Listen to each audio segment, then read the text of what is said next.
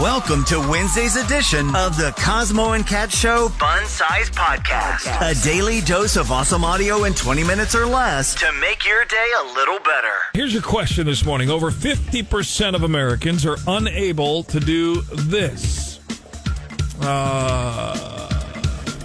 Pay bills early. A couple people are saying stuff, financial stuff, money things. That is incorrect. What's your guess? What are you thinking? I was going to say they can't swim. Can't swim. Can't swim. Over. Can you swim? I can swim, yeah. Okay, good. I think. I think. I That was one way to find out. Hop in the lake. Let's just jump in and see what happens. Yeah, we'll try it out. We'll try it out. I may die, but we'll see. Cannonball. Thank you for choosing the laughter. Thank you for choosing the music. Oh, I love it. I listen to it all the time. Thank you for choosing Cosmo and Kat Show. Nearly impossible trivia. What'd you say? 50%, over 50% of Americans cannot do this. Yep. Unable to do this. Okay. What are you thinking? Driving a stick shift. Driving a stick shift. Or shift. Which one is it? I don't know what a shift. I can't. I'll just readily admit it. I can't. I know that dings me a little bit on the Ultimate Man card. I can't. Why? That's just like I don't think so. Oh, cool. I can. I mean, I had to learn on a little Toyota truck that was a manual, so I had to learn right away how to do a stick shift. I remember being 16 and looking in the Auto Trader magazine and different things, trying to find that car that I was going to save up for, work all these shifts at the restaurant and buy. And I'd see manual, son of a, oh, dang it, that car's so awesome. I can't have it. I'm not learning. I can't. All you had to do was practice. Yeah, but we didn't have a stick shift anywhere in the family to practice on.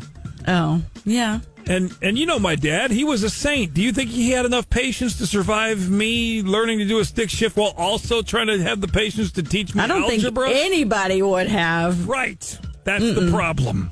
That's why I don't drive a stick. Over 50% of Americans are unable to do this. What do you think? You're awesome. You're awesome. So, okay, I'm one of them that can't do this, but is it push-ups? Push-ups. That's a good one. Yeah, because I can't do them. My husband laughs at me all the time that I cannot do a proper push-up. Yeah? What is I get on my knees. What is your name? My name's Hannah Jennings. Hannah, if you were to have to do a push-up or push-ups right now, how many could you rock out in a row? Properly, probably maybe one. Oh, okay. All right. Push-ups is the right answer, by the way. That is correct. Oh, hey, there you go. Yes, the answer is 10 push-ups. Oh, 10 push-ups. Okay, yeah, I can't even do 10. Yes, 10 yeah, push-ups. I don't know if I could either. I'm going to have to test that out and see. My initial reaction when finding this question and answer was in a row. Can I do 2 now and then 2 at lunch? Yeah. I'll just do 1 every hour. Yes, see? Yeah, one there you push-up go. There every you go. hour. Then you can do 20, well, however long you're awake. Yeah. 12 a day, shoot. While your great-grandma's cuckoo clock's going off, you're doing a push-up. This is the Cosmo and Kat Show on Y107. I'm really excited to hear responses to this because I guarantee you no one does this. Goes to bed at your actual bedtime.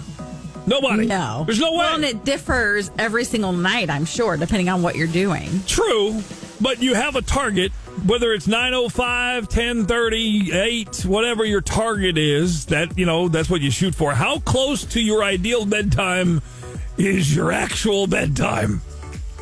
Oh, God. This 2 hours later. This study says that Americans' actual average bedtime is 11:18 p.m. I believe that. 11:18. Yeah. That y'all start your bedtime routines, brushing teeth, washing face, doing whatever at 10:15. You're in bed by about 10:36, and then it takes you about 40 minutes to actually quiet your brain and fall to damn sleep. Oh, yeah. That's a bigger problem for people in the world than anti-aging stuff. Sleep that's when our bodies heal and all that. And we have the hardest time. Some people are oh, I don't have any problems going to bed. But then do they really get that deep sleep that we're supposed to get? That's the restorative sleep. Right, exactly. And then I guarantee you a big reason for it is there's a little rectangular device that's sitting on a charger right next to your head. Yes. That is a huge I guarantee you if we went back like 10 years ago. I would never. If we went back, 5 years ago to a similar kind of study, whatever this was done, it would be different. Even though we all had phones then, too, it would be different. Yeah. Because social media has ramped and ramped and ramped and ramped and ramped. Every year, that death scroll, doom scroll, that takes at least 10 minutes off your life right there just trying to fall asleep. 10? Shoot. Once you start doom scrolling, you're there for a couple hours. Well, that's just it. 441-Y107. Call us up, or it's on our Facebook, Y107 FM. How close to your actual bedtime or ideal bedtime is your actual bedtime? Or are you just still awake from last night and now just listening to the Cosmo and Kat show? What's the deal? That's how I feel right now. Can you believe 5 years, Kat? 5 years, our anniversary is Saturday. We'll be married 5 years on Saturday. When I proposed to you at our family Christmas gathering, it was pretty low-key, just the family, just our kids and my parents. And the risk factor was very minimal because so many of my family was involved. And so there really was no real risk. Right. There's a lot of people, a lot of guys go through all this elaborate stuff to come up with these proposals, and there's a lot of risk involved. You know, we just had a coworker talking about how she was convinced that her boyfriend was maybe going to propose in the middle of the chaos of Lollapalooza. That's not something that she wanted. She wanted a little more family. She's like, yeah, don't do that. Yeah. Flat out told him. She was convinced, I think, that he had a ring packing on the way to Chicago, and he peeled off on that idea. This story is this proposal is crazy. I can't even imagine. As the guy, you come up with this plan. You're putting all these elaborate details together, right? Aside from the ring, you got the rock. You're set. So they go to this. They're going to do this like whole day date thing, and it involves an ultralight, which is like a small airplane, like a 2-passenger. It's not even really a plane, right? It is like one of those little miniature Learjet looking things. Yeah, not even basically just a small plane. You're not, there's 2 passengers. There's the pilot, and then there's you. Yeah. And so he had this stuff, but this is almost like something you'd find on like Groupon. You're like, check out Alan's ultralight. And you can fly around the county, and see the sights from the air. Okay, cool. So he goes up first. She's kind of scared. He's like, no, I'll go up first. His whole idea was he goes first. He breaks the ice. He flies around. He does that. They come back. They land. Boom. It's her turn. He's got this all worked out with the pilot, that the pilot has the ring. And he is then going to radio her on the little headset from the ground and say, hey, babe, I love you. Will you marry me? And then the pilot's going to like lean back and hold the ring up, and she's going to freak out. Yeah. Okay. So interesting idea. Not exactly how I would do it. I think I'd wait till she got off the plane. Yeah, I think, yeah. And she's happy to be alive and on the ground, and she kisses the ground, and then you hand her the ring or whatever, something like that. Anyways, whatever. I'm not judging his idea for the proposal. But things took a turn because as he's getting ready to make the proposal, they crash into a grove of orange trees. What? Yes. They crash. Now, they don't die. Something went wrong with the plane? Yes. Or the pilot was just an idiot, or what? That I don't know. I don't know. They're investigating, but it crashed into a grove of trees. Oh, my gosh. They were not killed. They were severely injured. We don't know the extent of the injuries or whatever. Jeez. But needless to say, there was no proposal. Well, yeah. And she's like, what kind of a freaking day date was that? Oh, my God. So he's devastated. He didn't get to pull off his proposal. So I can't even imagine. He's so in love. She was just a plain down-to-earth kind of girl, and he was going to propose to her. What did you just say? Don't even tell me you're making a joke. What? She's a plain down-to-earth kind of girl. Quit it.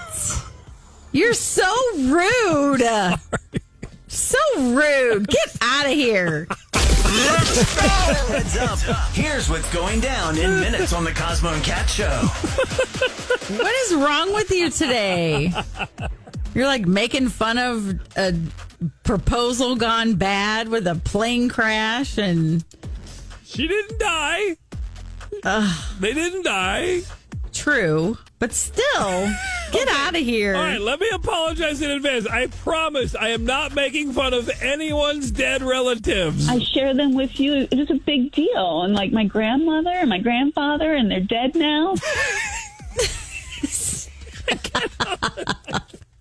You're making me laugh because you're laughing. You're so mean. I can't help it. Father, and they're dead now. And they're dead now? Oh, my gosh. I'm not mean like him, I swear. Oh, why does she say that? Find out. Hook up or hang up next. 5107. Hook up or hang up on the Cosmo and Kat Show. Heather, 2 weeks ago, went out to dinner with John, invited him back to her place. Really just kind of wanted to talk and get to know him more, whatever. Since then, zero from him. Complete ghost nothing. bill. Let's give him a call. Hello, Yeah, is this John? this is John. Hey, John. I'm Cosmo. This is Kat. Hello. We're the Y107 Morning Show, Cosmo and Kat Show. We do a dating segment, and we would love for you to jump on with us real quick if you're down for a segment. Okay. Why not? Okay. I appreciate you All being right, kind of brave. I know thanks. you're just trying to make waffles and coffee and get ready to go to work, and all of a sudden you're like, wait, what's happening? What's going on now? Well, we heard from our listener, Heather, who you met a couple weeks ago. Do you remember her? Yeah. I remember. Okay, well, she asked us to reach out to you because she hasn't heard from you. Yeah, she's not going to. She's not going to. Hear from me. you? Okay. Why not? Well, after 90 minutes of going through her scrapbooks, I had enough. OMG, you asked me about them. Wait, what? Yeah, Heather is here on the phone with us. So Hi, Heather. I didn't realize you were there. Yeah, hi. I mean, my aunt got me into scrapbooking. It's an old school way to preserve special memories. Yeah, I know. And don't forget that you're now on volume 9. I mean, it's actually really popular. It's like a hobby, for some people. Like I've got tons of friends and family that they do it as well. Yeah, it's so relaxing and fun. I mean, I've started going back and doing my high school years. Yeah, I get it, and I don't have any issue with, I obviously don't care about, I'm not like against scrapbooking. It's just like I got treated to a full showing of all of them on a first date, and it was just really boring and it felt kind of selfish. Oh my gosh, you don't get it though. Well, I mean, I think you were trying, John, to have a little more, hey, Heather, get to know me. Also, like a back and forth. It was all about you, Heather, it sounds like. Which I get you're excited to show them the stuff, but at the same time. Yeah, and it is cool, Heather, signal. that you're like trying to let John in and to know who you are. Like she was being really vulnerable there. Like just kind of sharing her family. Vulnerable? I mean, okay, that's a little far. I mean, it's not like, it's more like when you go to someone's house and they show you like photos of their vacation, like it's not vulnerable. But anyway, that's fine. but John, you asked me about it, and then you asked follow-up questions. You never even changed the subject. I didn't have the chance to. You were so excited about showing me your scrapbooks. It was kind of creepy. Oh, okay. What? I mean, it's all the big moments of my life. Like, I thought, I share them with you. It is a big deal. And like my grandmother and my grandfather, and they're dead now. Listen, I'm sorry. Maybe I'm just not the right person for you in this realm. I don't, it's maybe you'll find someone who you go on a date with and they'll like love your scrapbooking. Maybe you'll find someone who's into scrapbooking too. I don't know. It wasn't for me, and I'm sorry. Well. Oh, Heather, he hung Heather. up. He's gone. Oh, I wanted to ask him what cologne he wears so I can include a scent strip in my page about our date. Oh. So you've already started scrapbooking about your date with him? Yeah, and I keep track of everything now, but it's his loss that he hung up. Hey, Yeah. can I grab an audio of this? When can I off your website? It would be a really cool addition to my latest page. Like a digital scrapbook? Sure. Put Cosmo Kat in there? Sure. Yeah, we'll send Yeah. you a selfie. We'll send you. Oh, that's awesome. That is perfect. All right. Cool. We made volume 10. Sweet. Yeah, we did. This is Cat Chat on Y107. Yo, this is crazy. We were talking about this all day. We had coworkers coming up yesterday going, he's not even on CaseNet? Like, what? Right. Wait, and it could have been. What? So Susie has been together with this guy for a few weeks. Things were going kind of slow, and then they decided to spend the night together. So he stayed at her house this past weekend, and then the next morning they're getting ready, and she compliments his watch, and he's like, "Oh, thanks, my wife gave it to me." And she's like, "What?" Say what? And so then all of a sudden their whole dynamic of their relationship completely changes. And so now she thinks he's like some kind of a con artist or something, because she asked him about it, like asked him questions about his wife. He's like, "Oh, never mind. I meant my ex-wife. We got divorced earlier this year. You're the first person I've dated since the divorce, Right. blah, blah, blah." And so he was trying to play it off, but as she's asking questions, he's refusing to answer them. And so that was a big red flag. So then like you were telling us yesterday, like look him up on CaseNet. And so, which was a great idea. And just the first and last name, she wasn't able to pull him up or anything. So she's like, okay, I'm going to like go out to dinner, meet him for dinner or something tonight, and then, look up CaseNet there. So she took her laptop with her. Yeah, we'll take some more breadsticks. Hold on just a sec. Kevin, look at this. Yeah. So by the way, he would never answer her questions straight when she was like, "How long have you guys been married?" Just normal questions. Well, right. He would completely blow them off. That's what one of the texters yesterday said. Like, ask him, like, whose idea was it for the divorce? Very specific questions, and you'll see his body language and his eyes shooting around, bouncing around Yes. like ping pong balls or the lottery balls. If he's making crap up or not on the spot while you're waiting on your apps. Oh, totally. So she meets him for dinner, and she's sitting there, and they're just talking, and catching up, and she's just kind of trying to like work herself up because she was nervous, and Yeah. and she really likes the guy, and they just spent the evening together, so kind of got a little more intimate, and it's like you don't want this to turn out bad, and so she's like, "Man, I don't want to have to start over and all that." So she's nervous, takes her a little bit. She finally asks him about his wife again, and he, same thing, starts him-hawing, "Oh, it's no big deal, don't worry about it, blah, blah, blah," and just kind of blows off all of her questions. And she's asking very specific ones. Good. That you gave her yesterday during that's catch-up. how it works. So then she was paying attention, to his body language. He's acting real shady and nervous. And so she pulls out her computer and says, "Well, your first and last name is blah, blah, blah, blah. I want to look you up on CaseNet because I need to see proof that you're divorced." And he blew up, started getting all angry with her and like, "You don't trust me, and there's no point in us being together if you can't trust me." Just totally starts gaslighting her. And she's just sitting there staring at him, not really knowing what to do at first. And then he, goes on for a few minutes, and she's like, "Are you done?"